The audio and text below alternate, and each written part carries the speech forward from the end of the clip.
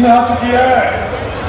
मैं अपनी नेता, इस देश की नेता, जन जन की नेता, और जिनके आशीर्वाद से मैं आज यहाँ तक पहुँचा हूँ, मैं उन सबकी नेता दीदी प्रियंका गांधी जी को आमंत्रित करता हूँ। प्रियंका गांधी, प्रियंका गांधी।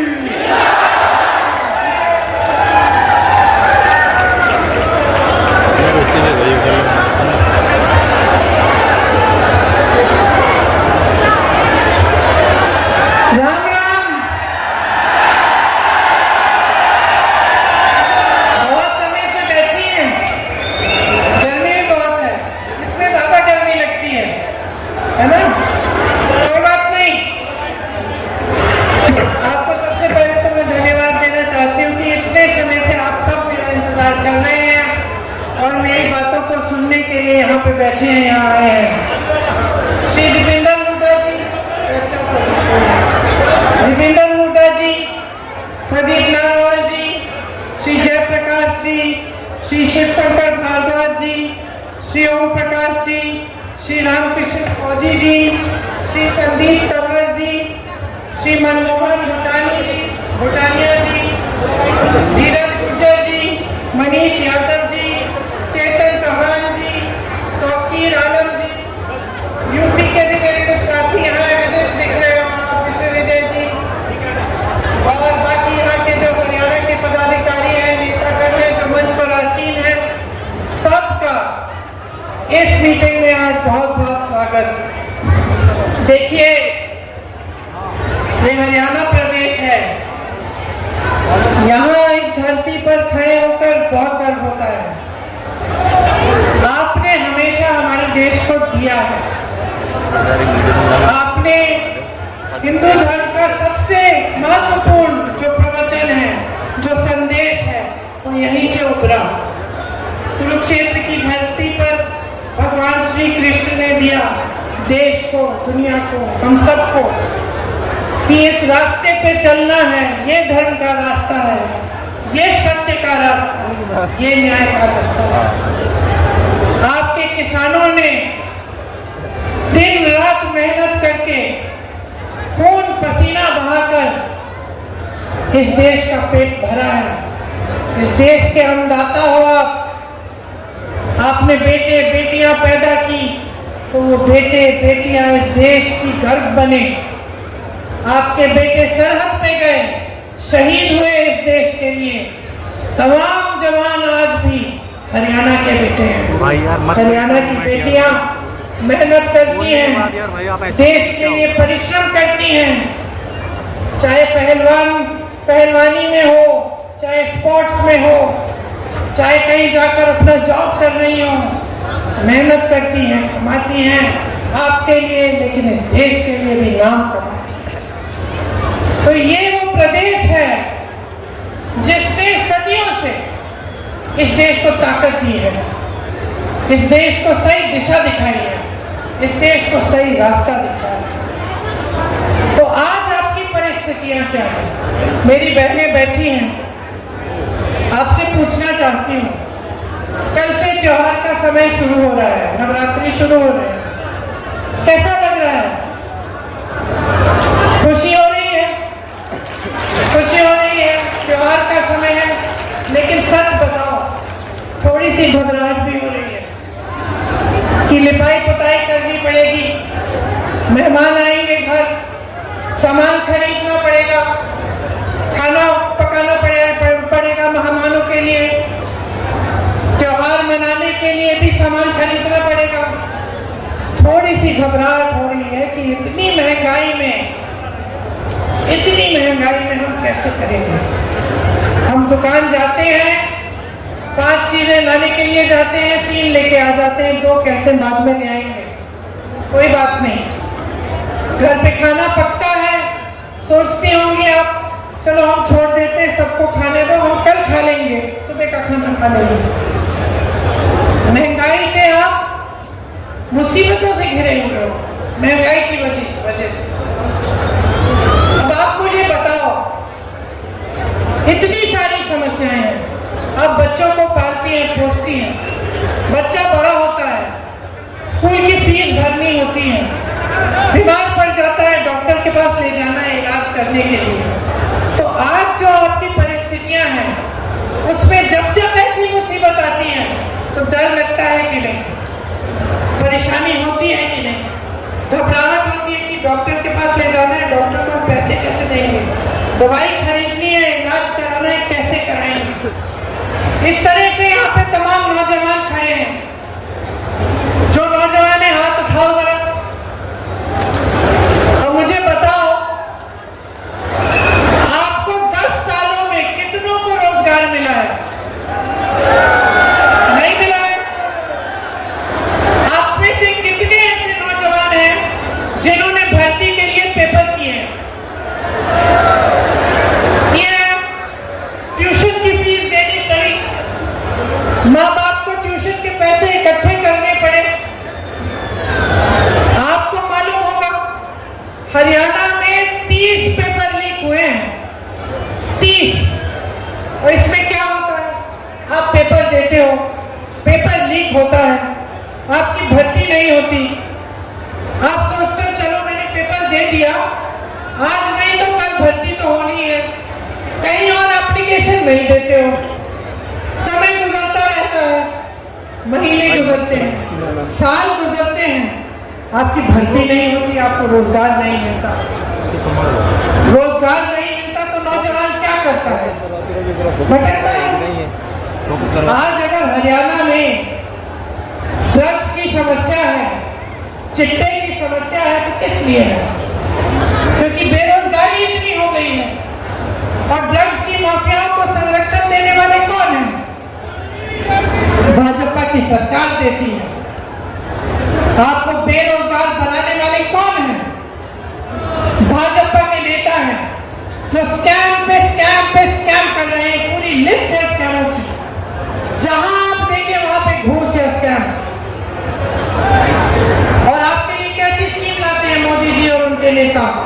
अग्निवीर जैसी स्कीम कि जाओ शहीद हो जाओ देश के लिए, सरहद पे जाओ, लेकिन अगर शहीद हो जाओगे तो तुम्हारे माँ बाप को पेंशन नहीं मिलेगा, तुम्हें शहीद का दर्जा नहीं मिलेगा। 4 सालों के लिए जाके सेना में भर्ती हो, घर वापस आ जाओ, 4 साल के बाद फिर से बेरोजगार बन जाओ। ये तोहफा मिल रहा है आपको अपनी वफादारी के लिए और इस बात के लिए कि आपने अपने बेटों को शहीद किया इस देश के लिए। ये मिल रहा है आपको। यहाँ के किसानों को देखिए, यहाँ मेरे किसान भाई भी होंगे, किसान बहन भी होंगी, दिन रात मेहनत करते हो। एमएसपी मिलती है? एमएसपी तक नहीं मिलती। मोदी जी ऐसे कानून लाते हैं जिससे उनके बड़े बड़े उद्योगपति मित्र अडानी जी, अंबानी जी का फायदा होता है। वो कानून कैसे थे? वो कानून ये था कि अगर कोई बड़ा उद्योगपति आकर आपकी जमीन ले ले तो आप मुकदमा भी नहीं लड़ सकते, सिर्फ डीएम के पास फैसला होगा आपका।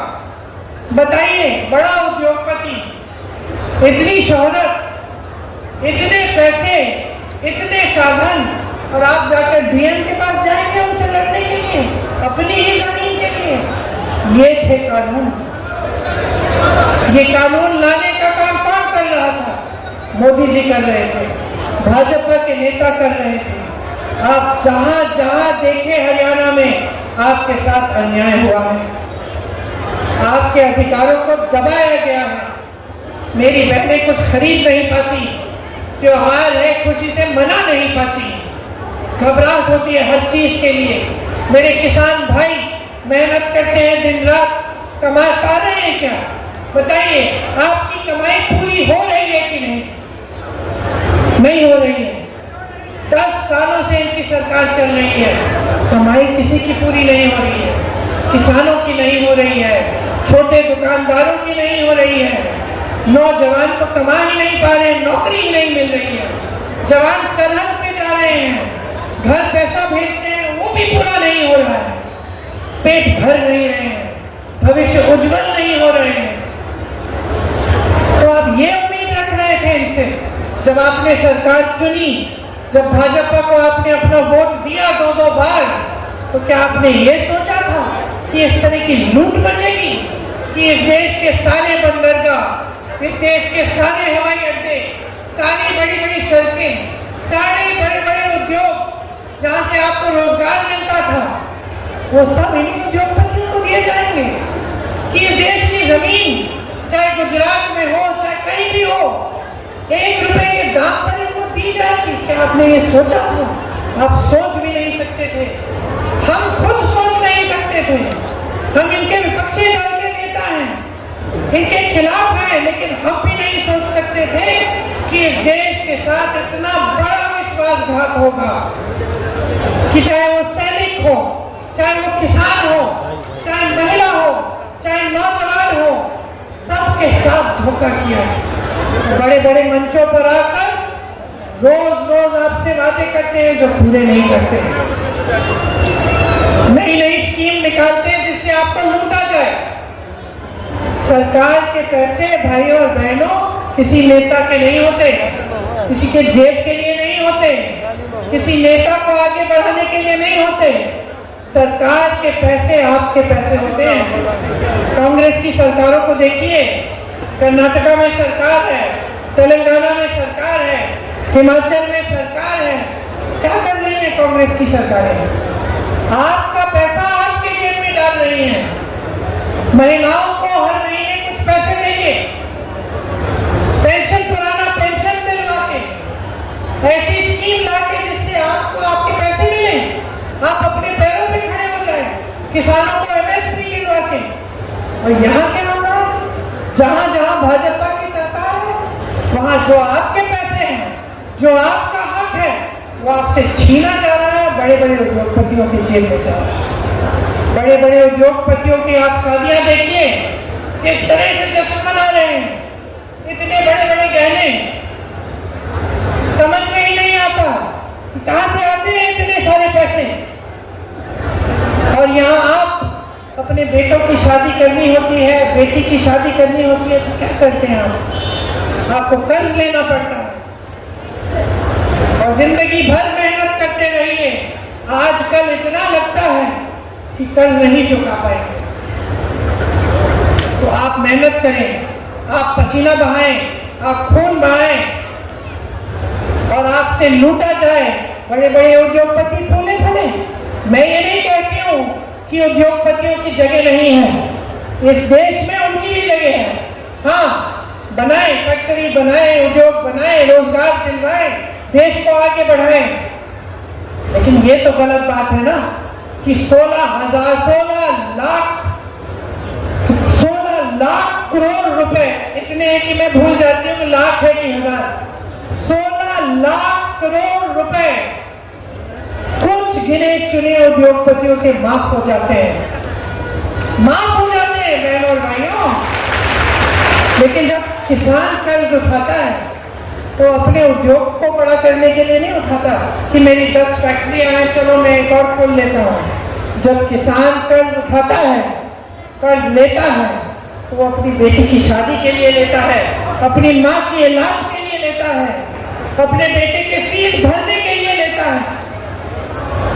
उसका कर्ज माफ नहीं होगा। उसका कर्ज माफ करने की बात होती है तो ये लोग कहते हैं पैसे नहीं है। पूरी मीडिया से कहलाते हैं कि कांग्रेस पार्टी जैसी स्कीम है, ये लोग कहते हैं कि कर्ज माफ करेंगे, ये लोग कहते हैं कि आपको पैसे दिलवाएंगे, ये लोग कहते हैं कि महिलाओं को हर महीने कुछ देंगे। झूठ है, पैसे ही नहीं है इसके लिए। तो मैं इनसे पूछना चाहती हूँ, अगर पैसे नहीं है, अगर हमारी स्कीमों के लिए पैसे नहीं है, अगर किसानों के कर्ज माफ करने के लिए पैसे नहीं है, अगर महिलाओं को पैसे देने के लिए पैसे नहीं है सरकार के पास, तो आपने इतने बड़े बड़े उद्योगपतियों के लाखों करोड़ रुपए माफ कैसे कर दिए? इसका जवाब नहीं है इनके पास। भाइयों, यहाँ पे आपकी तमाम समस्याएं हैं। आप चाहते हैं कि आपको उपमंडल का दर्जा मिले, कि यहाँ की जो सुंदर नहर है इसमें से इसका जो पानी का टाइम है ये बढ़े, ताकि आप अपनी सिंचाई करा सके खेतों की अच्छी तरह से। लेकिन कुछ नहीं हो रहा है आपके लिए। यहाँ पे सिर्फ परेशानियां ही बढ़ती जा रही हैं। भाजपा ऐसी स्कीम लाती है जिसमें फैमिली का ID कार्ड है, और मैं मिली थी कुछ परिवारों से, कह रहे थे सबका नाम लिखना है ID में। और लिखते लिखते एक छोटी सी गलती हो गई तो उसको बदल नहीं सकते, फिर कहते हैं ये काम ही नहीं करेगा। और दूसरा, परिवार में जितने भी सदस्य हैं सारे सदस्यों के नाम लिखने हैं, आमदनी लिखनी है। कई ऐसे परिवार हैं जिसमें मान लो महिला नौकरी नहीं कर रही है, उसकी आमदनी नहीं है, उसके लिए 10,000 रुपए लिख दिए और जोड़ के पूरे परिवार की आमदनी बढ़ा दी। अब जब वो बेचारी महिला गई अपने बच्चों की भर्ती कराने सरकारी स्कूल में, कह दिया कि नहीं कर सकते क्योंकि देखो तुम्हारा ये आईडी कार्ड है, इसमें तुम्हारे परिवार की आमदनी बहुत ज्यादा है, तुम्हें ये मुफ्त शिक्षा नहीं मिल सकती। तो बेचारी के बच्चे बैठे हुए घर पर, स्कूल नहीं जा पा रहे। नौकरी का एप्लीकेशन भर रहा हूँ, कहते कि भाई तुम्हारे परिवार की आमदनी बहुत ज्यादा है, तुम्हें नौकरी नहीं मिल सकती, तुम एप्लीकेशन ही नहीं भर सकते सरकारी नौकरी का। ये क्या बातें हो रही हैं? हर स्तर पर आपके साथ गलत हो रहा है। और ये जो बातें हैं, जो गैस सिलेंडर का दाम है, किस तरह से आप फीस भर रहे हैं, किस तरह से बच्चों की शादियों के लिए कर्ज लेना पड़ रहा है, किस तरह से खेती से कमाई नहीं हो रही है, बड़ी मुश्किल से थोड़ा बहुत कमाया जा रहा है। आपको लग रहा है कि मोदी जी, खट्टर जी, यहाँ के मुख्यमंत्री जी ये बातें समझ भी रहे हैं, वो जान रहे हैं कि ये मुसीबतें हैं आपकी? मुझे नहीं लगता, क्योंकि अगर जान रहे होते तो ये फैमिली आईडी वाली स्कीम नहीं निकलती, ये अग्निवीर जैसी स्कीम नहीं निकलती, ये हमारे सारे बंदरगाह, हमारे सारे एयरपोर्ट, हमारी सारी जमीनें जो देश की हैं वो अपने बड़े बड़े उद्योगपति मित्रों को नहीं देते। अगर जानते तो कम से कम कोशिश तो करते कि किसी न किसी तरह से मदद करते आपकी। तो या तो जान नहीं रहे हैं या फिर इनकी नीयत ठीक नहीं है, या फिर इनकी नीयत यही है कि जनता को लूटो, देश आगे बढ़े ना बढ़े, जनता आगे बढ़े ना बढ़े, बस हमारी सत्ता रहनी चाहिए। और चुनाव के समय जाति के नाम पर, धर्म के नाम पर जनता को बांटते हैं। यही एक काम उन्होंने किया है इस देश में, जनता को बांटा है, जनता को जातियों में, धर्मों में बांट बांट कर, फूट फैलाकर, आपसी नफरत फैलाकर यही काम किया है। मेरे ख्याल से इन्होंने कभी संघर्ष देखा ही नहीं है, कभी दुख झेला ही नहीं है। जिस तरह से आप रोज झेल रहे हैं, जिस तरह का आप दर्द रोज झेलते हैं, देखते हैं, एक रोटी को खान बनाने के लिए, खाने के लिए इतनी सी कमाई लोगों ने किया है। अभी मैं विनेश जी के यहाँ से आ रही हूँ, जहाँ विनेश लड़ रही है, गर्व से मेडल लाई इस देश के लिए। क्या किया उसके साथ, क्या किया? जब संघर्ष कर रही थी, न्याय मांग रही थी, तो मुंह फेर दिया। जब मेडल लाई तो घर बुलाया, चाय पिलाई, फोटो खिंचवाई अपने साथ मोदी जी ने। जब उसने कहा मेरे साथ अन्याय हो रहा है, मुंह फेर दिया। मोदी जी की पुलिस उसको खींचती है, उसके बाल नोचती है, उसको पिटाई करती है उसकी। वो लड़की जिसने इतनी मेहनत की इस देश के लिए, इस प्रदेश के लिए, और जब जब चुनाव आता है फिर ये लोग फिर से बदल लेते हैं, बदल देते हैं, सारी बातें बदल देते हैं, अपना भेष बदल देते हैं। तो आप समझिए आपके साथ क्या हो रहा है। आप समझिए कि बदलाव की शक्ति आपके हाथों में है। आज अगर आप एक ऐसी सरकार चाहते हैं जो आपके लिए काम करे, तो आप आसपास देखिए, मेरी बातों पे नहीं मान चाहिए, देखिए कि संघर्ष करने वाला कौन है। तो दीपेंद्र जी बैठे हैं, जानते हो अच्छी तरह दीपेंद्र जी को, मैं सालों से देख रही हूँ। और ये मत समझिए कि सिर्फ इनकी बातों पे मैं कह रही हूँ, मैं पूछती हूँ लोगों से, हरियाणा से कोई आता है मैं पूछती हूँ, दीपेंद्र जी मिलते जुलते हैं लोगों से, गांव में जाते हैं, संघर्ष करते हैं, मेहनत करते हैं, हमेशा यही पता चलता है कि मेहनत करते हैं। इनका घर, इनके दरवाजे आपके लिए 24 घंटे खुले रहते हैं। ये प्रदीप नरवाल जी हैं, प्रदीप नरवाल जी हैं। 24 घंटे काम करता है। तो नींद सोने ही नहीं देती, 3 बजे तक 4 बजे तक काम करते, फिर से 7 बजे सुबह उठो चलो काम पे। सारे बैठे हैं, सब जानते हैं, आपको बताएंगे। तो मेहनती लड़का है, संघर्ष किया है इसने भी, साधारण परिवार का लड़का है। हाँ, आपको नया नया लगता होगा, लेकिन आपके हर गली में आएगा। मैं जानती हूँ इस चुनाव के दौरान भी आया होगा, गांव गांव तक पहुंचा होगा।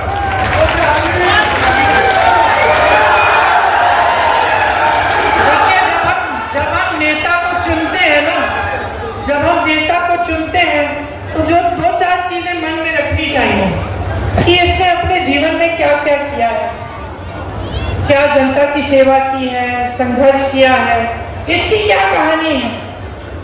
तो हम लोग देखते हैं, चलो इस नेता ने संघर्ष किया है, या इस परिवार ने अपने देश के लिए शहीद किए हैं, अपने परिवार के सदस्य शहीद हुए हैं, या फिर इस परिवार ने काम किया है, या चलो ये नया लड़का है, बहुत मेहनत करता है, दिन रात मेहनत करते हुए देखा है हमने, संघर्ष करते हुए देखा। तो एक तो ये बात होती है। दूसरी बात होती है कि जहां जहां इन्होंने काम किया है वहां क्या हो रहा है। तो जहां जहां, जैसे दीपेंद्र जी भी इतने समय से हरियाणा में काम कर रहे हैं, रोहतक में काम करते हैं, अपने क्षेत्र में काम करते हैं, तो आपने खुद देखा होगा कि हाँ भाई, इनके समय में क्षेत्र में परिवर्तन आया, नौजवानों को थोड़ा रोजगार मिल रहा था, हमारी कमाई इतनी मुश्किल नहीं थी। तो ये भी देखते हैं हम। और फिर हम नेता की नीयत देखते हैं कि नेता जो हमें बता रहा है, जो कह रहा है, उसमें सच्चाई है कि नहीं है। आप मेरे परिवार पे भरोसा करते हो, 4-5 पुश्तों से हम सेवा कर रहे हैं। जवाहरलाल नेहरू जी से पहले उनके पिताजी, फिर जवाहरलाल नेहरू जी, फिर इंदिरा जी, फिर राजीव जी, सोनिया जी, और आज राहुल जी और मैं। तो क्यों भरोसा करते हो? भरोसा इसलिए करते हो क्योंकि आपने खुद देखा कि जब इंदिरा जी कुछ कहती थी तो करके दिखाती थी। तो राजीव जी थे, देश के लिए शहीद हुए, देश की सच्चाई के लिए लड़ते लड़ते शहीद हुए। नेहरू जी थे, देश की गली गली में घूमे, देश की जनता के लिए आवाज उठाई, स्वतंत्रता के लिए लड़े। तभी तो आप भरोसा करते हो कि हाँ, ये लोग जो कहते हैं वो करके दिखाते हैं, इनकी नीयत ठीक है कि नहीं? घर में आप हंस रहे हैं, घर में जो बेटी की शादी करनी होती है, लड़का लड़के का परिवार आता है, लड़का आता है, तो नियत देखती हो ना। अच्छे परिवार का भी हो, बड़े बड़े महल भी हो उसके पास, सब कुछ हो, अच्छी नौकरी हो, अच्छा कमा रहा हो, लेकिन आपको अगर लगा कि इसकी नीयत ठीक नहीं है, शादी नहीं कराओगे, कोई नहीं कराएगा। क्योंकि इंसान की नीयत एक बहुत ही महत्वपूर्ण चीज होती है, और सिर्फ घर परिवार में नहीं, नौकरी में, रोजगार में, खास तौर से राजनीति में। क्योंकि अगर नेता की नीयत ठीक नहीं होती, कुछ भी कर सकता है। सत्ता होती है, अहंकार हो जाता है, चमचों से घिर जाता है। मोदी जी के साथ यही हुआ है, मोदी जी घिर गए हैं चमचों से, कोई सच बताने वाला है ही नहीं।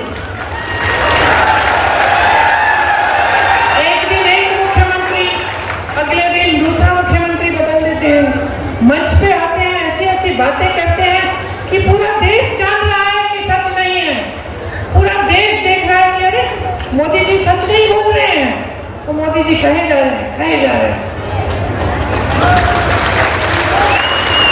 तो नियत बहुत ही जरूरी है। और यहाँ मंच पे बैठे हुए दीपेंद्र जी और नारवाल जी, दोनों की नियत साफ है।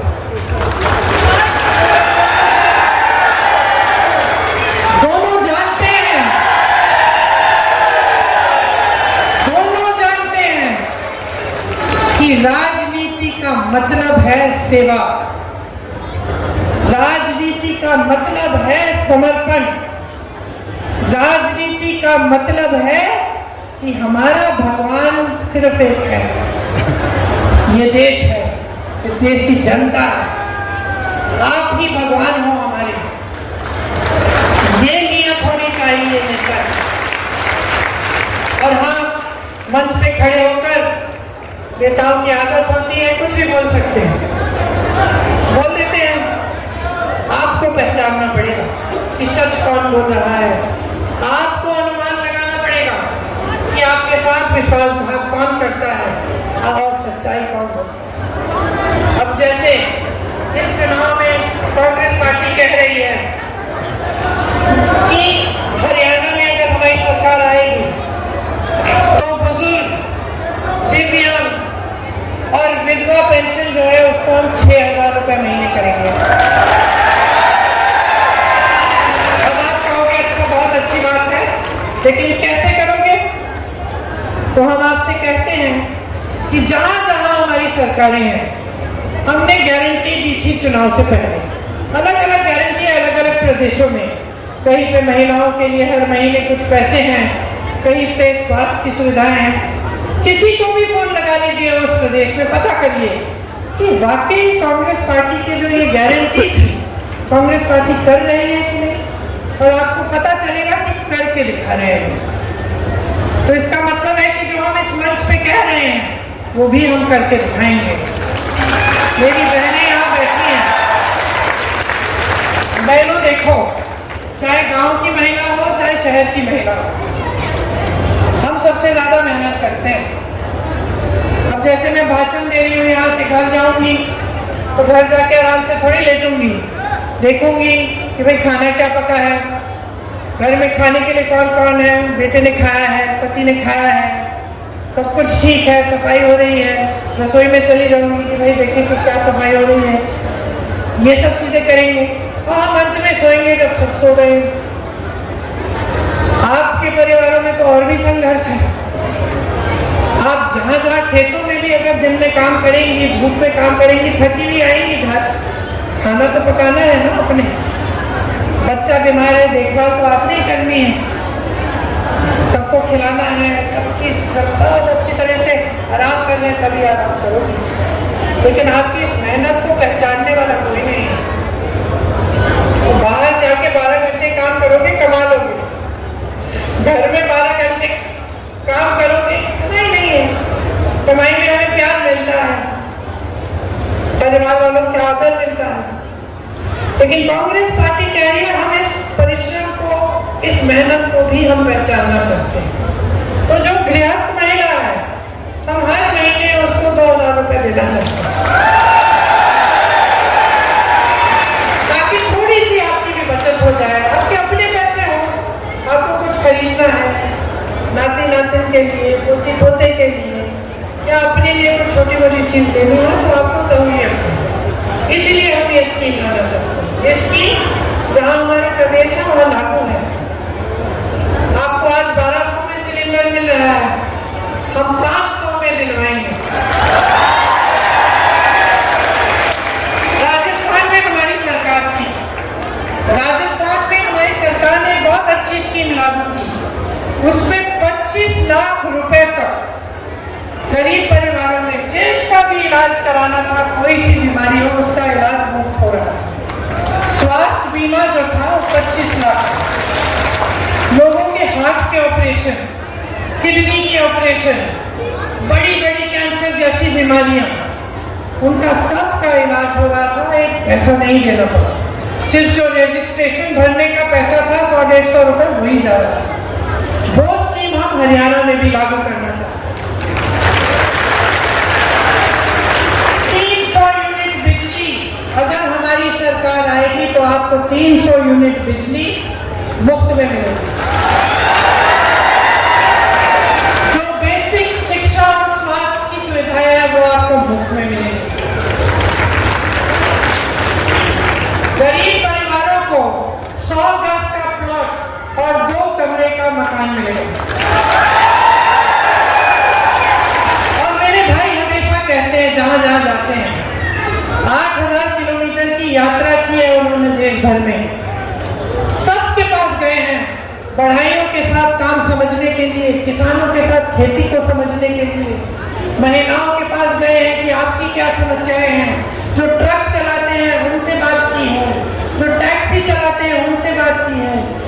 कुरियर का काम करते हैं, जो छोटे मोटे कारोबार करते हैं, उनसे बात की, सबसे समझने की कोशिश की कि आपकी समस्याएं क्या है।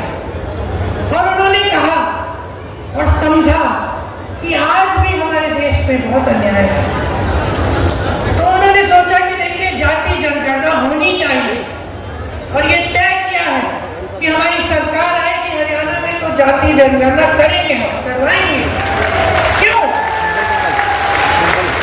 ये जानने के लिए कि किसकी कितनी कितनी आबादी है, क्या उसकी आबादी के तहत या जो उसकी क्या क्या समस्याएं हैं उसके तहत उनको सुविधाएं मिल रही हैं कि नहीं, क्या जो सरकारी स्कीमें हैं वो वहां तक पहुंच रही है कि नहीं, क्या आरक्षण है सबको मिल रहे हैं कि नहीं। और ये एक जाति दूसरी जाति की बात नहीं है, ये बात है कि जब हम समझेंगे कि कितनी कितनी आबादी है, जब जाति जनगणना होगी और जब बड़ी जातियों के भी जो गरीब लोग हैं उनकी भी हमें समझ होगी कि किसके पास क्या है, क्या सुविधा मिल रही है, तभी अच्छी तरह से जो सरकार की सुविधाएं हैं, जो सरकार जो आरक्षण होते हैं वो सब अच्छी तरह से सबके लिए हो पाए। तो ये भी एक हमारा लक्ष्य है कि हम इसको करेंगे, क्योंकि जैसे मैं कह रही थी, भाई कहते हैं कि बड़े बड़े उद्योगपतियों को आप देखिए, बड़ी बड़ी मीडिया की जो कंपनियां हैं उनको आप देखिए, जो बड़े बड़े अधिकारी हैं जो इस देश में सारे बड़े निर्णय लेते हैं उनको आप देखिए, तो उनमें 90% से ज्यादा आपको ये दिखेगा कि जो ओबीसी हैं, जो दलित हैं, जो एसटी हैं, उनका प्रतिनिधित्व नहीं। वो चाहते हैं कि सब आगे बढ़े, एक साथ आगे बढ़े, सबका विकास हो, और जैसे हमने हमारे संविधान में लिखा है वैसे ही होना चाहिए कि सबका समान अधिकार हो। इसीलिए सबको एक वोट दिया गया है संविधान में। और आज भाजपा के नेता, बड़े से बड़े नेता मोदी जी की तरह, उनके मंत्रियों की तरह पिछले चुनाव में क्या कराने लगे कि संविधान को बदलेंगे, कि उनको सत्ता फिर से मिलेगी तो संविधान को बदलेंगे। इसका मतलब है कि आरक्षण को कम करेंगे, इसका मतलब है कि ये जो सारी लैटरल एंट्रियां हैं वो बढ़ेगी। जैसे सेना में अग्निवीर करना चाहते हैं, उसी तरह से अलग अलग उद्योगों में ठेकेदारी पे काम दे रहे हैं, ताकि आपको पूरी सुविधाएं नहीं मिले, आपको आरक्षण नहीं मिले। तो अगर आपको न्याय चाहिए, आपको ऐसी सरकार चाहिए जो आपके लिए नीतियां बनाए, किसी बड़े उद्योगपतियों के लिए नहीं, अपने मित्रों के लिए नहीं, जो आपके लिए नीतियां बनाए, जिससे आपको अच्छी सुविधाएं मिलें, जिससे आपका जो पैसा है, आपकी जो संपत्ति है इस देश की, वो आपके जेब में जाए, तो आप कांग्रेस को समर्थन करिए, उसका समर्थन करिए। प्रदीप जी आपके लिए दिन रात काम करेंगे, दीपिंदर जी आपके लिए समर्पित रहे हैं, समर्पित रहेंगे, और हम सब तो हाजिर ही हैं, पुश्तों से आप देख रहे हैं, आपके लिए दिन रात एक करना हमारे लिए एक सौभाग्य है। आज श्राद्ध का आखिरी दिन है, कल से नवरात्रि शुरू होंगी। आप सबको बहुत बहुत शुभकामनाएं। मेरी आशा है कि आप नवरात्रि की शुभ अवसर पे ही अगले कुछ दिनों में आप अपना वोट डालने जाएंगे, तो आप कांग्रेस को जिताएंगे और अपने लिए, अपने भविष्य के लिए एक नई लहर लाएंगे, एक नई ऊर्जा लाएंगे। पास में कांग्रेस ओम प्रकाश जी सीपीएम से इंडिया अलायंस में भिवानी से प्रत्याशी हैं, उनके लिए भी मैं खास अपील करना चाहती हूँ, आप उनको भी आगे बढ़ाइए। हमारा गठबंधन आपके लिए काम करेगा, आपकी सरकार बनाएगा। बहुत बहुत धन्यवाद, बहनों बहुत बहुत शुभकामनाएं। जय हिंद।